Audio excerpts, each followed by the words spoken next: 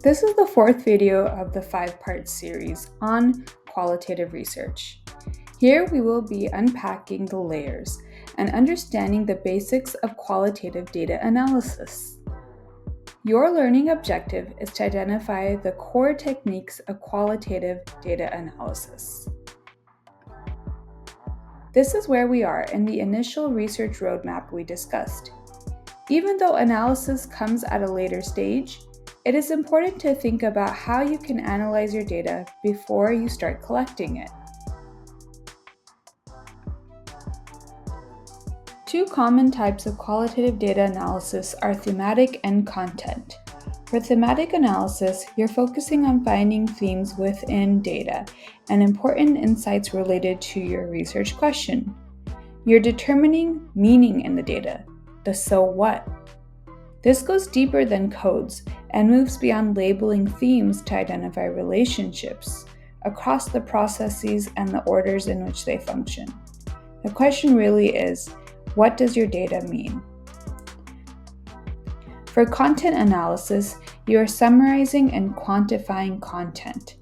This means you are assigning numerical values to the data even though it was not considered numerical to begin with. There is some objective interpretation here with the quantification, and you're asking more so the question of what is in your data. Let's play another in other words. What is coding? Take a minute to write down your thoughts.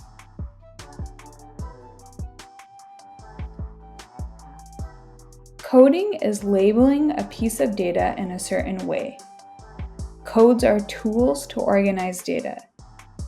They help to make sure your analysis is valid, in that it is systematic and other researchers can review it.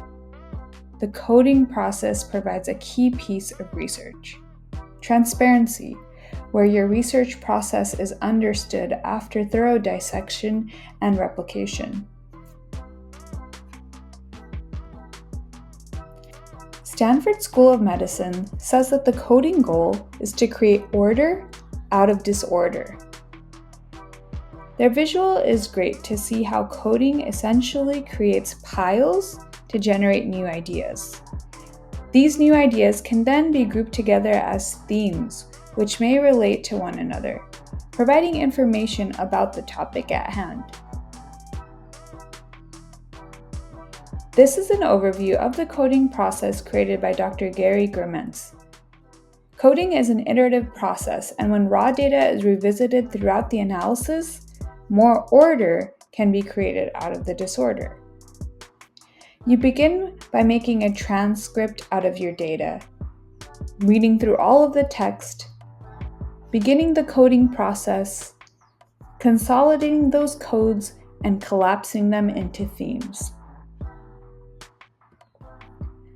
Let's try out coding for ourselves. This example includes an excerpt from an interview about the COVID-19 vaccine. Copy the interviewee's text below from the video description and paste it into a Word document. Try to code their response into piles that make sense to you. We will go over one way to do this after you've taken a pause from the video and tried it yourself. First, there is no correct way to code. It is correct if it makes sense to you. So I began by reading through the interviewee's response. Well, first of all, there's a lot of conflicting information about vaccines. Some people say they are safe, but others mention bad side effects. It's hard to know what to believe. The closest vaccination center is quite far from me, and I don't have reliable transportation. I've also had bad experience with healthcare in the past, which makes me wary of new medical interventions like vaccines. A lot of people in my family and community feel this way. So here is the interviewee's response pasted in Microsoft Word. I begin by highlighting the key phrases as comments and adding what code I think would apply to them. Conflicting information is labeled as misinformation. as well as confusion. I highlight bad side effects and add the code for medical harm. And for hard to know what to believe, I add the code for confusion again. Far and reliable transportation are coded as access. For the phrase bad experiences with healthcare, I coded that as medical harm. Wary and a lot of people in my family and community feel this way are words and phrases coded as distressed. The last sentence is also coded as social norm. I would then put these codes into a table to delineate how many times they appear throughout the transcript data.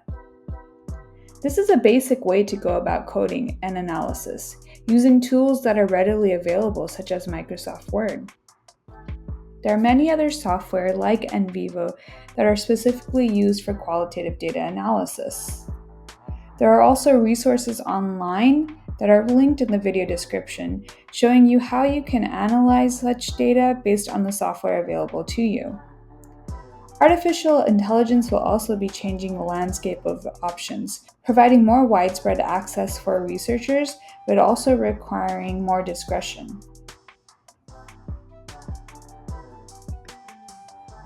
This slide links some helpful resources for you related to coding and data analysis. Let's move on to the last video in the series.